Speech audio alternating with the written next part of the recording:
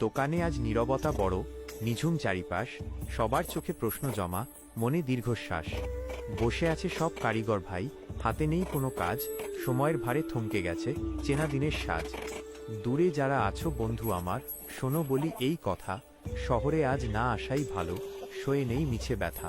এই অবেলায় শহরতলে এলে কাজের হবে ক্ষতি, আমাদের মতো বসে থেকে হারাবে কাজের গতি। সোনার বাজার মন্দা ভীষণ, স্তব্ধ জীবনধারা, সপ্তাহ জুড়ে নীরব থেকে আমরা দিশেহারা। অপেক্ষার সেই প্রহর শেষে কতই লকেটের ফরমাস, মমতা দিয়ে গড়ছি ওকেই দূর করতে ত্রাস।